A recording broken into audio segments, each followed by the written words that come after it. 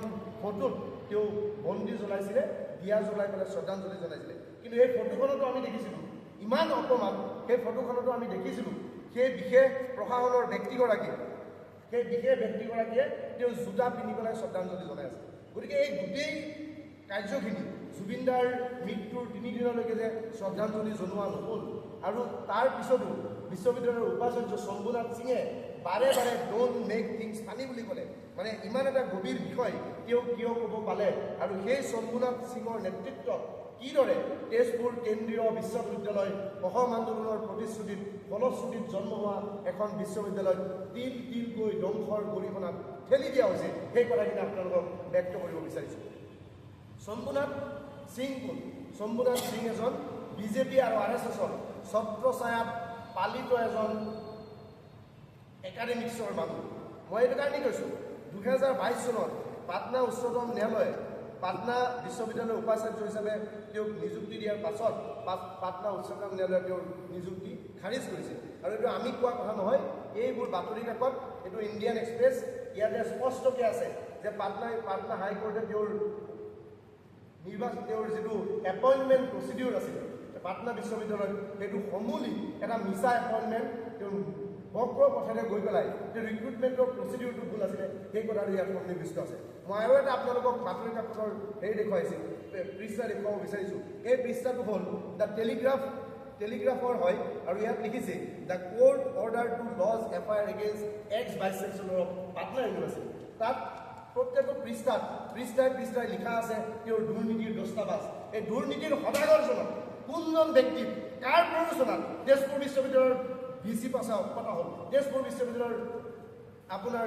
উপাচাৰ্য পতা হ'ল, আৰু তেজপুৰ বিশ্ববিদ্যালয়ত তেওঁ একেসোপা কামে কৰি আছে। তেজপুৰ বিশ্ববিদ্যালয়ত এটাৰ পিছত এটা অনৈতিক কাৰ্যকলাপত তেওঁ লিপ্ত আছে। মই আপোনালোকক ব্যক্ত কৰিব বিচাৰিছোঁ, 2024 চনৰ জানুৱাৰী মাহত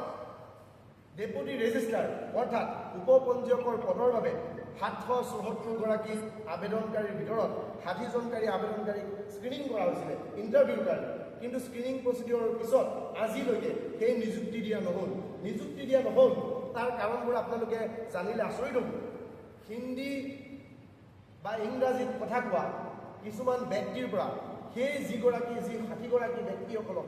চিলেকশ্যন প্ৰচিডিউৰৰ ডেপুটি ৰেজিষ্ট্ৰাৰৰ কাৰণে ইণ্টাৰভিউ লোৱা হৈছিল, তেওঁলোকৰ হোৱাটছআপত কল গৈছিল যে আপোনালোকৰ আবেদনত আমি কিদৰে আপোনালোকক সহায় কৰিব পাৰোঁ। অৰ্থাৎ পোনপটীয়াকৈ সেই পদবীসমূহ বিক্ৰীৰ কাৰণে প্ৰচেষ্টা চলোৱা হৈছিলে, কিন্তু কোনো ধৰণৰ সেই প্ৰচেষ্টাত সাফল্য হ'ব নোৱাৰি। পাব্লিক স্পেয়াৰত, পাব্লিক ডমেইনত যেতিয়া এই কথাবোৰ আহিলে, তেতিয়া আজিলৈকে সেই এপইণ্টমেণ্ট কৰা নহ'ল। দ্বিতীয় কথা, 2023 চনৰ অক্টোবৰ মাহৰ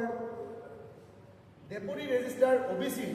OBC কেটেগৰীৰ ডেপুটি ৰেজিষ্ট্ৰাৰৰ কাৰণে 3জন মানুহক চিলেকশ্যন কৰা হৈছিলে, স্ক্ৰিনিং কৰা হৈছিলে। তাৰ ভিতৰত 2জন ব্যক্তি ইণ্টাৰভিউত অহা নাছিল। আমি জানো 3জনৰ ভিতৰত যদি 2জন নাহে, তৃতীয় ব্যক্তিজনক এপইণ্টমেণ্ট দিব লাগিব, কিন্তু তৃতীয় ব্যক্তিজনে ইণ্টাৰভিউত অহাৰ পিছত তেওঁৰ এপইণ্টমেণ্ট ডেপুটি ৰেজিষ্ট্ৰাৰ হিচাপে OBC কেটেগৰীৰ আণ্ডাৰত দিয়া নহ'ল।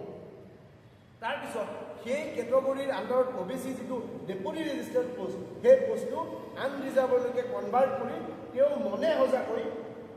তেওঁ এই পদবীটোত আপোনাৰ ফুলফিল কৰিলে, আৰু এইটো গুৱাহাটী হাইকোৰ্টত writ petition WP/5386/2024 writ petition case চলি আছে। আৰু ঠিক একেদৰে আমি জানো গুৱাহাটী বিশ্ববিদ্যালয়ৰ গণিত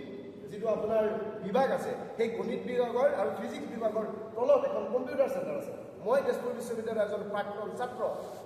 ছাত্ৰ হিচাপে, তেজপুৰ বিদ্যালয়ৰ এলুমিনি হিচাপে আমি আজি লাজ পাইছোঁ। তেওঁ এটাকৈ দুৰ্নীতি কৰিছে। কেনেধৰণে দুৰ্নীতি কৰিছে? কম্পিউটাৰ চেণ্টাৰত তেওঁ ডাইৰেক্টৰ এজন ৰিক্ৰুটমেণ্ট কৰিছে, মাহিলী 2 লাখ টকাকৈ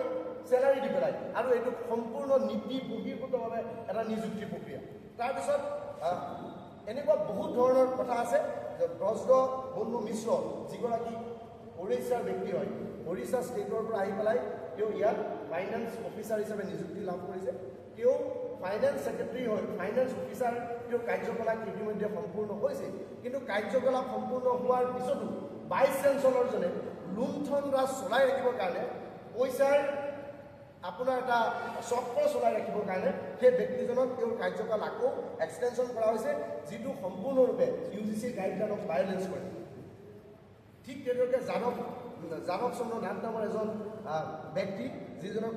উপাচাৰ্যৰ সহায়ক হিচাপে নিযুক্তি দিছে তেওঁ এক্সিকিউটিভ ইঞ্জিনিয়াৰ হিচাপে তেওঁ এজন জেনেৰেল ইঞ্জিনিয়াৰিং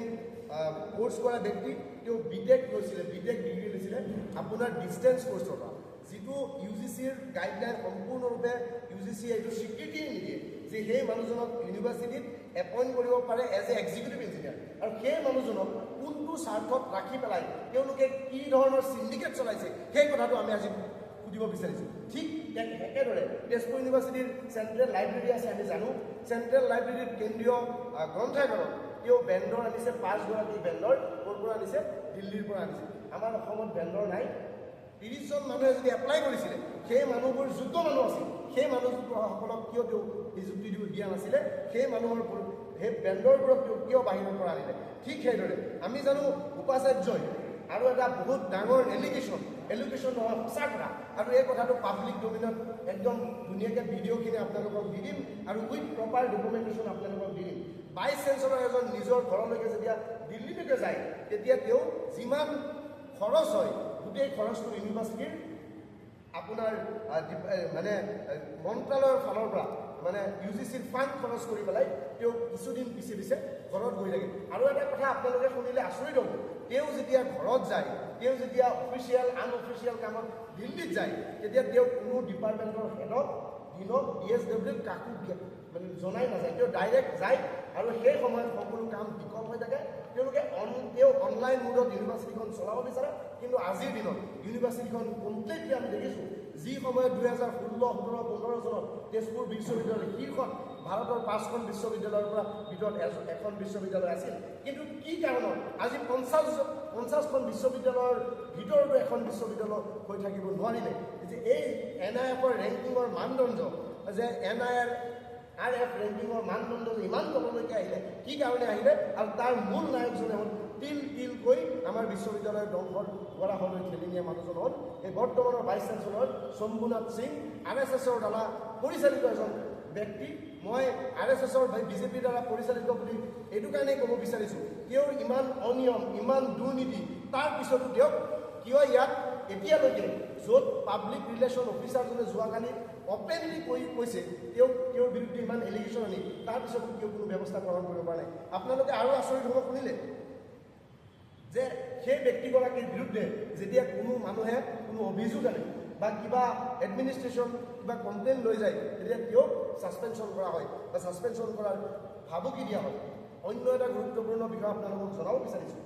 যে স্কলাৰশ্বিপৰ যিটো কথা আহে যে কেন্দ্ৰীয় বিশ্ববিদ্যালয়বোৰত 8,000 টকাৰ স্কলাৰশ্বিপ দিয়ে চেণ্ট্ৰেল আপোনাৰ এডুকেশ্যন ডিপাৰ্টমেণ্টৰ পৰা হিউমেন ৰাইট নহয় হেৰি আপোনাৰ এডুকেশ্যন ডিপাৰ্টমেণ্ট যিটো হয় তাৰ পৰা আমাৰ হেৰি কৰে 8,000 টকাৰ স্কলাৰশ্বিপ দিয়ে সেই স্কলাৰশ্বিপটো জলপানীৰ ক্ষেত্ৰতো ইমান বিসংগতি যে 1 বছৰলৈকে তেওঁলোকে জলপানী নোপোৱাৰ ৰেকৰ্ড এইজন ভাইচ চেঞ্চেলৰ দিনতে হৈছে আৰু এটা বিষয় মই আপোনালোকক নকলে নহ'ব চকু কপালত উঠিব আপোনালোকৰ তেওঁ কিমান পৰ্যায়ৰ দুৰ্নীতি কৰিব পাৰে মই এটা কথা আপোনালোকক স্পষ্টকৈ কৈছোঁ গুণ্ডাৰাজ মাফিয়াৰাজ আৰু এটা দালালি চক্ৰ এইখন বিশ্ববিদ্যালয়ত বৰ্তমান ইমান অৱহেলিত ইমান অৱলেহন কৰা হৈছে বিশ্ববিদ্যালয়ৰ মৰ্যাদা এখন যিটো বিশ্ববিদ্যালয়ত শ্বহীদুল আলম নামৰ এজন ব্যক্তিৰ দ্বাৰা হোষ্টেলৰ মেনুৱেলছবোৰক ৰিক্ৰুইট কৰা হয় কেইদিনমান পিছে আমাৰ কিছুমান চাকৰিৰ আপোনাৰ পাৰ্মানেণ্ট চাকৰি নহয় কিছুমান চাকৰিৰ এপইণ্টমেণ্ট ওলাই সেই এপইণ্টমেণ্টবোৰৰ ৰিক্ৰুইটমেণ্টৰ ক্ষেত্ৰত এটা দালাল চক্ৰ যোৱা 2 বছৰ ধৰি চলি আছে আৰু সেই ব্যক্তিটো হ'ল শ্বহীদুল আলম আৰু শ্বহীদুল আলমক বিশ্ববিদ্যালয়ৰ প্ৰত্যেকটো বিষয়তে ঠিকা দিয়া হয় আৰু যিটো আপোনালোকক ক'লোঁ হোষ্টেল মেনুৱেলৰ যিটো আপোনাৰ এপইণ্টমেণ্ট সৰু চাকৰি এইটো 4th গ্ৰেডৰ চাকৰিতকৈও তলত বুলি ক'ব লাগিব সেই চাকৰিত মই কোনো মানদণ্ড ক'ব বিচৰা নাই তাৰপিছত কৈছোঁ এইটো কাৰণে যে ইমান সৰু চাকৰিটো তেওঁলোকে এটা মাফিয়াৰাজ চলাই আছে আৰু এই ভাইচ চেঞ্চেলৰজনে এই মানুহবোৰক দি পেলাই কৰি আছে আৰু এটা স্পৰ্শকাতৰ বিষয় বিশ্ববিদ্যালয়টিয়ে ছিকিউৰিটি গাৰ্ডৰ যিটো ব্যৱস্থা চলি আছে সেই ছিকিউৰিটি গাৰ্ডৰ ব্যৱস্থাটো সম্পূৰ্ণৰূপে পূৰ্বতে থকা যিটো এজেঞ্চি আছিলে সেই এজেঞ্চিসমূহৰ পৰা কাঢ়ি আনি নিজৰ পত্নীৰ ঘনিষ্ঠ এজেঞ্চিক তেওঁ গতাই দি তাত তেওঁ একচত্ৰীয়া এটা আপোনাৰ ব্যৱস্থা নিজৰ ফালৰ পৰা চলাই আছে আৰু এনেকৈ আৰু তাৰোপৰি আৰু এটা বিষয় জটিল বিষয় হ'ল আমি জানো আমি আজি 4-5 বছৰ আগত যদি নেটত চাৰ্চ কৰোঁ যে গ্ৰীনেষ্ট ইউনিভাৰ্চিটি ইন দ্য ৱৰ্ল্ড তেতিয়া সেই লিষ্টত আমি দেখিবলৈ পাওঁ তেজপুৰ ইউনিভাৰ্চিটিৰ নাম আনকি বিভিন্ন সময়ত ৰাষ্ট্ৰপতি ভৱনৰ ফালৰ পৰাও বা ৰাষ্ট্ৰপতিৰ ফালৰ পৰাও তেজপুৰ বিশ্ববিদ্যালয়ৰ গ্ৰীনেষ্ট ইউনিভাৰ্চিটি বুলি স্বীকৃতি দিয়া হৈছে কিন্তু সেই বিশ্ববিদ্যালয়ত আজি তেওঁ গছ কাটি তহিলং কৰি এখন কনক্ৰিটৰ আপোনাৰ মানে মিনি কনক্ৰিটৰ টাউন হিচাপে তেওঁ যিটো